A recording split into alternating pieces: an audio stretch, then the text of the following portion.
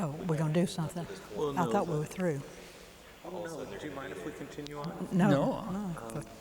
We won't, what time, well, I guess we probably have 15 or 20 minutes left. Oh, we fine. You're all right? Well, I've got an appointment at 3. Speaking of the growth of the congregation of the church, the number of people who were members when you first arrived, Bob Boston mentioned that when he first arrived, there were about 37 members in 1968. And now the congregation is, well, there's a pretty good number of people here in the pews every Sunday. How do you feel, or what do you think about that growth? Well, we've been excited about the growth of the church, and I think Bob was really one of the ones who began turning things around, helping with the growth by being so active in the community and beginning new things in the community. He was well known at the medical university, did some work there, just through his ability to meet people, to get new things going, and seeing a need and finding ways to fill that need has really made a difference. And then Bob and Bert worked together closely, and then with Bert following Bob, there's been continued growth, and so we've been pleased with it. And yet, even with the growth, there's still been sort of that core of values that are not too different, I don't think. And a core of some members. That's right. There's still some of us who've been here all those years. Yes.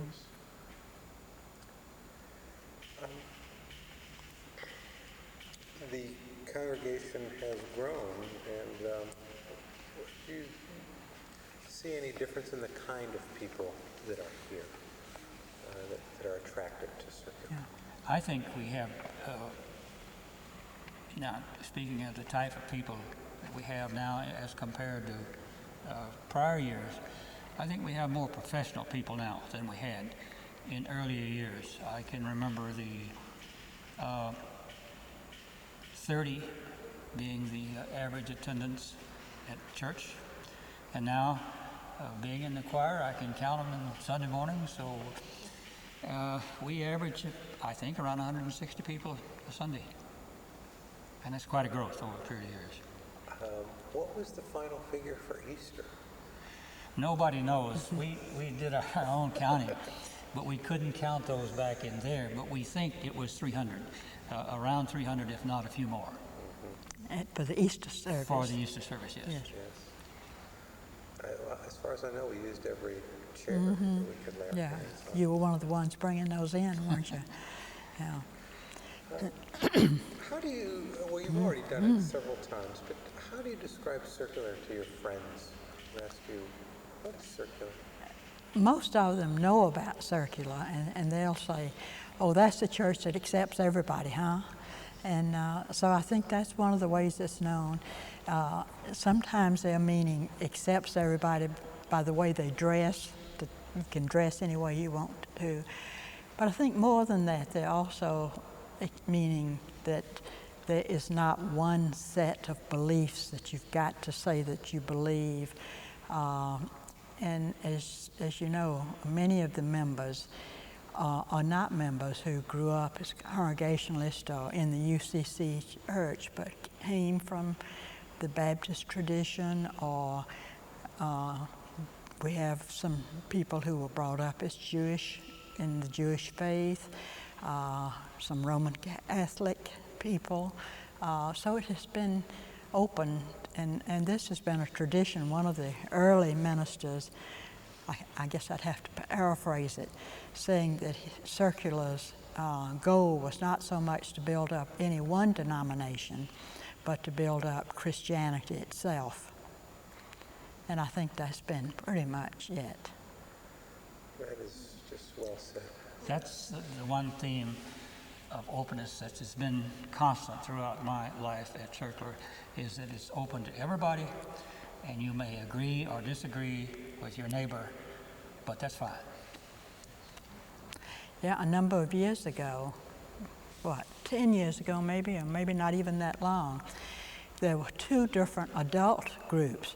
One who wanted to be a little bit more conservative theologically, and so they met in the choir loft upstairs, and using more of the Bible as their basis, where the other group wanted to be more issues oriented, and so they met over in Lance Hall and bringing in different issues every Sunday, much as they're doing now. So again, room for both groups. I hope it's not too personal a question to ask. What memorable spiritual growth experiences for you has the church stimulated, or what spiritual need has the church met? I think that the members of the church, knowing that they were always available, that they took very seriously not only a belief system, but putting a belief system into action, and the social action that's always been connected with the church has been very meaningful. And the nurturing, even when there were very few young people, there was always a lot of attention given to them, pageants at Christmas and Easter, and giving Bibles to children when they reached a certain age, and so that the emphasis on children and young adults and taking seriously the responsibility to bring them up has been very meaningful. So I guess not only for me has it been the ministers who have been meaningful, because looking back, all of our ministers have been bright, intellectual people who have been able to stimulate our thinking, but also the people and the fellowship and the belonging together, and taking responsibility for people who were in need. It strikes me, I've heard in circular described as a church full of introverts. And then I've seen so much reaching out to people through all the different programs. And it just seems to me almost a contradiction, but maybe it's not. I would not think of it as a church of introverts unless they're defining introverts as my leaving you alone and giving you the right to sort of do what you want to do and think the way you want to think, and not put any pressure on you. Even as far as attendance, I remember hearing one minister, not one minister, but one member, very active member, say, I like to let people know that I miss them if they were not there the Sunday before, but I don't want them to think that I'm checking up on them and saying, why were you not here? So I think there's been a little bit of that, which may be interpreted as being introverted, but I don't see it introverted as much as giving you the right to be who you are, and I don't feel any responsibility for interfering with that. I'll be available, but I'm not going to push myself on you. Or to follow whatever bent you have in trying to work with people or with the church. That may have caused people to say, oh, this is a church of introverts. But we have people with different interests, and they go their way, and others will go their way. Nicole, do you have any? Well, you all, I'm sure, have heard hundreds of sermons over the years of your membership at Circular. I'm just wondering if there is one sermon that sticks in your mind as either something that moved you personally to remember, or that sparked some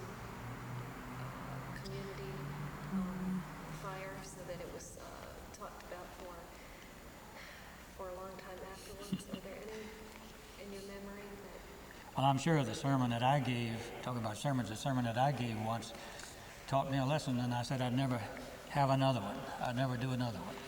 I didn't think that was my bent. But sermons that we've listened to, I'm not sure that I could quote any particular one, but again, phrases. Dr. Barnhart, who had also been a college professor before he came as minister, one of his themes and phrase that he used often was the music of the spheres, and talked about the universe and the music that was there, and would give references to try to prove that there was actually music there, and that's one of my memories. Dr. Barnhart had said something else that I remember, and he said, "What God wants and man needs, who can stand in the way?" That was a comment that I can remember. Yeah. Do you think you could describe Circular's finest hour or Circular's greatest trial?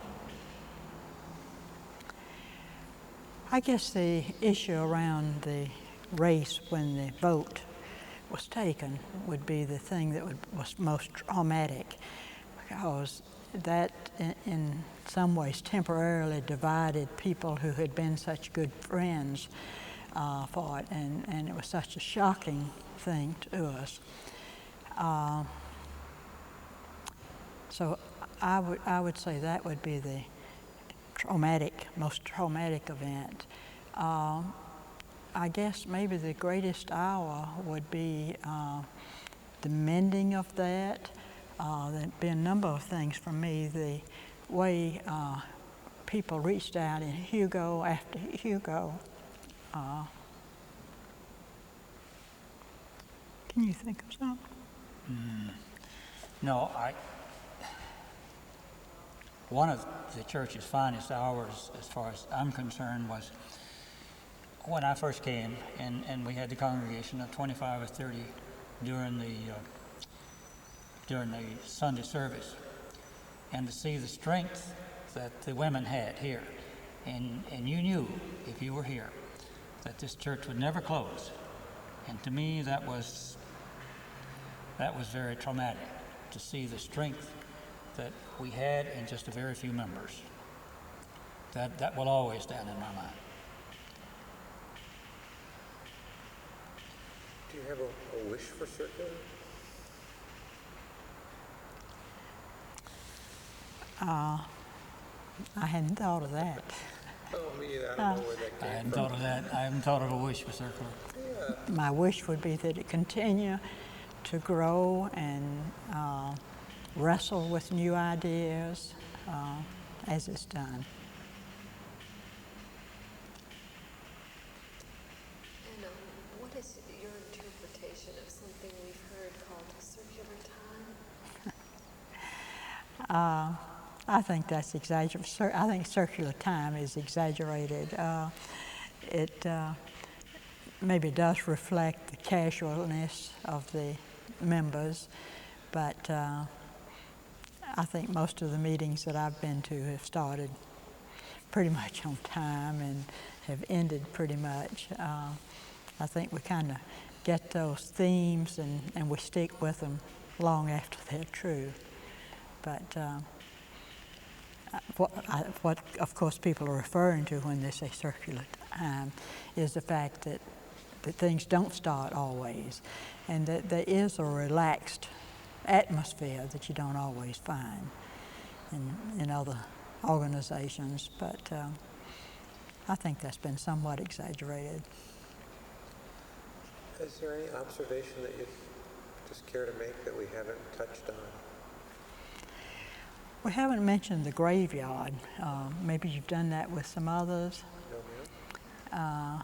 And of course, this is the oldest graveyard south of New England, and it's a fascinating graveyard. I think one of the things that fascinated me when I first came was to be in the graveyard and read some of the inscriptions and to see how the gravestones reflected the changes. First the skull bones, the stones that were brought over, and then making those skulls into angels with some extra drawing on it, and then the inscriptions that have been written on them has always fascinated me. And so I guess to go back, one of the great hours, days or weeks or months or years would be the restoration of the graveyard, which was, I guess, in 1985, something like that. And a great deal of money was raised. I think we spent $40,000 to $50,000 in restoring the graveyard. See, that is news to me. Who did most of the work? Is it some outside organization or? We had fundraising, and there was some community people who were involved in that. The Historic Foundation took an interest in it. People who just dropped by to visit would often give a donation. But I can't think of the woman's name who did the I can't either. restoration, but somebody who's considered one of the best in the nation actually did the restoration, and she is here fairly often. I saw her 2 months ago at Sunday service. On a lighter note, about 3 months ago, going from service through the graveyard, a tourist stopped me and said, "Can you show me the inscription that says, 'I told you I was sick'?" Thought startled me, and I said, "Lady, somebody's been pulling your leg because there's no inscription like that here." But there are some interesting inscriptions. I thought you were going to say that you had found it or that it was back there. That is great. Maybe we better put one out there, you know. It will attract a lot of people. The legends going around. Yeah. But that's one of the things that I hear in the community is people enjoying the graveyard. I know when we began the restoration and talked to an architect, he said he had an intern that would be glad to work with us. And he said, "I owe you that because I spend many of my lunch hours taking a sandwich and sitting in the graveyard, and it's very peaceful, and that he loved just being here for an hour or so. So I think it's been a meaningful, historic place for many of the Charlestonians. When we came in, an hour or so ago, there were people doing tracings out in the graveyard. Which rules have been set up about. I guess they're doing it within the rules. I'm not sure because there was some damage. In the early 1940s, and they're trying to restore it now, there was what was known as Gateway Walk that started at the Unitarian Church, came across King Street to Gibbs Art Gallery, the back of Gibbs Art Gallery, came through here, the churchyard, and then through to St. Philip's. That was when the gate was left open, so you could go those 5 or 6 blocks through gardens, really. All of the places were kept up and were very interesting to see. At what point did the gate become? St. Philip started locking their gate when our graveyard began to deteriorate to some extent. Again, this was in the late 60s, and a group of, I'm not sure I like the term, but winos were actually sleeping in the graveyard. The vault that has been closed up now, I believe it was the Perno vault, I'm not sure. There were 2 or 3 who actually lived in that vault, and so St. Philip's would lock their gate to keep them from going there. And we haven't been able to convince them since to leave it unlocked. So.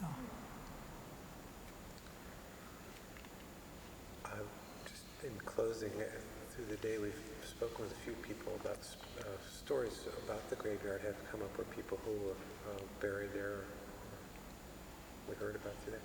Bob Boston said that there was, the church had a servant who was named Old Boston, and was a very faithful servant of the church and the pastor, and he's buried back there. Mm-hmm. And I've been fascinated by Bert's story of, there's a man who wrote one of the first histories of the world, founding member of the church, is buried there. His name always escapes me. But I wish we could, I think Pat Spalding has done extensive work on Yeah, this. she has. And about, well, it was while we were doing the restoration, the American Dental Society did a dedication. The first American dentist, or maybe the first dentist who was actually born in America, is buried there. And so they restored his grave and had a ceremony for that. That was about 1985 they did that, I believe. Be an interesting kind of piece of video to do reenactments from 8 or 10 people who would come up out. We're about finished. Yes. 8 or 10 characters. It would be great to reenact Yes, them. it You can would. write them lines and give them costumes and things like that. I guess we've reached the end. Okay. Thank you very much. Okay.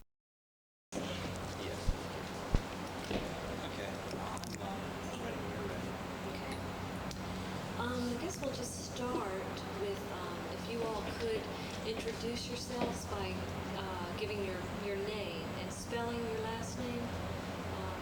That'll help us. I'm Barbara Wingard, W-I-N-G-A-R-D.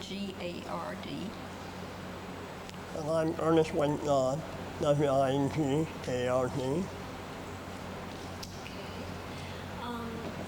Now, could you, I guess, begin by telling us a little bit about how long you've been associated with Circular Church and how you came to become associated with the church? Well, my family, grandmother and aunts and uncles all attended this church, and I was born away from here, so when we moved back here when I was 18 months old, which was 1927, I started attending and have never stopped. And I joined the church in 1942, which is the whole time I got married in the church. You got married here at Circular. Yeah. And who was the pastor when you all See, Rexford Raymond. Can you talk a little louder? No, it's Ernest can't hear you. okay, sure. I'm sorry. That's all right. Now, thinking back to when you all first came to Circular, what was the size of the congregation at that time? Very small. We sort of remember it like between 20 and 50 as the attendance on Sunday morning, as a kind of average. Right. And so it's changed over the years, right? Quite a bit.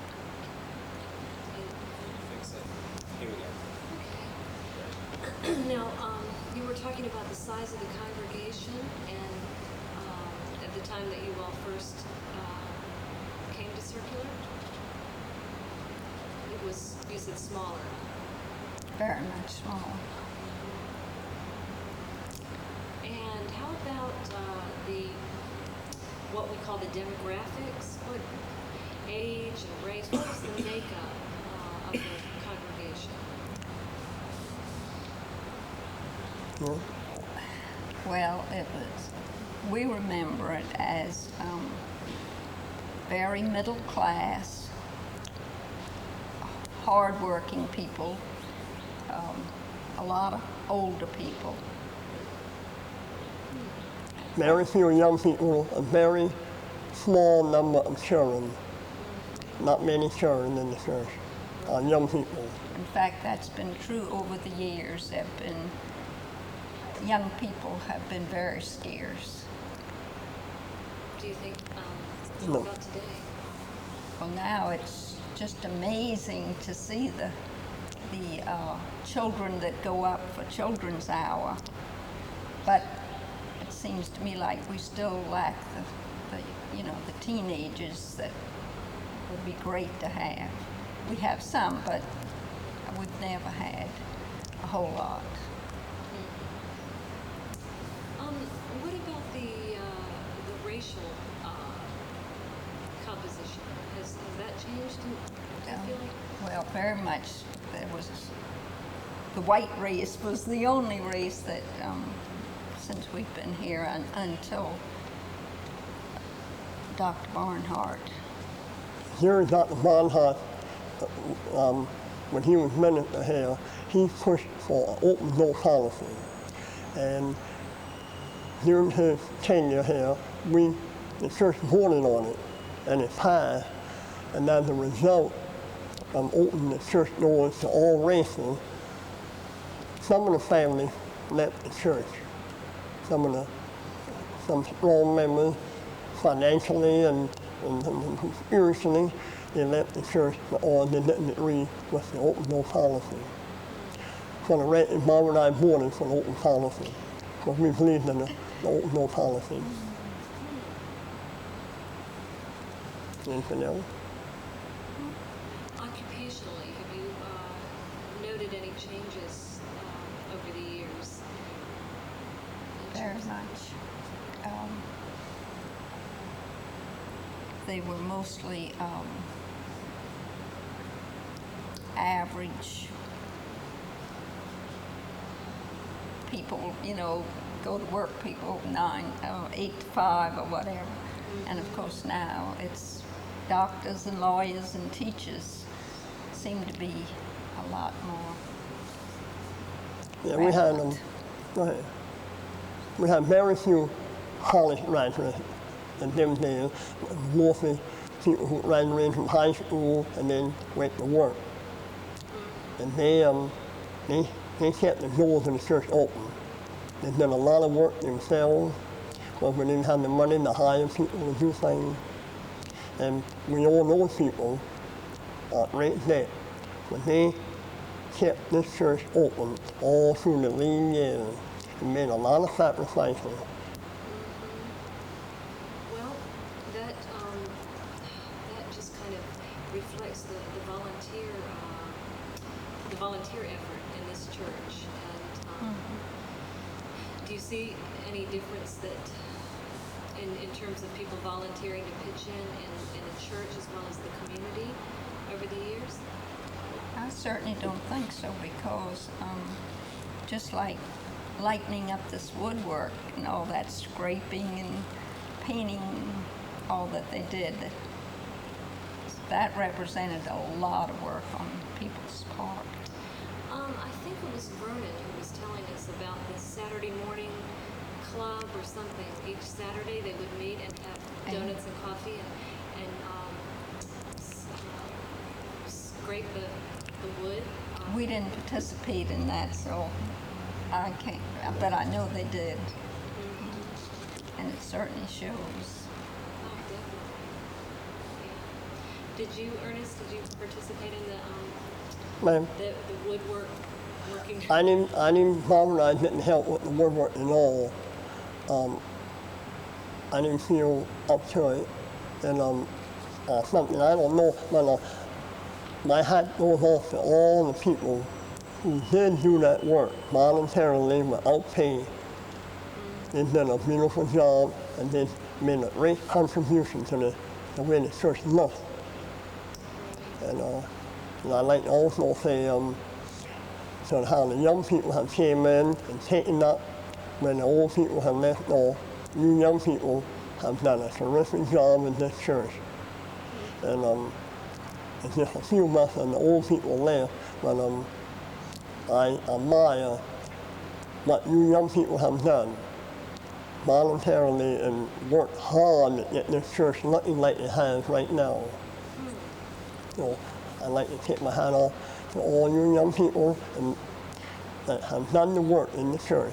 Thank you. Well, that's nice. Certainly has changed the appearance of the church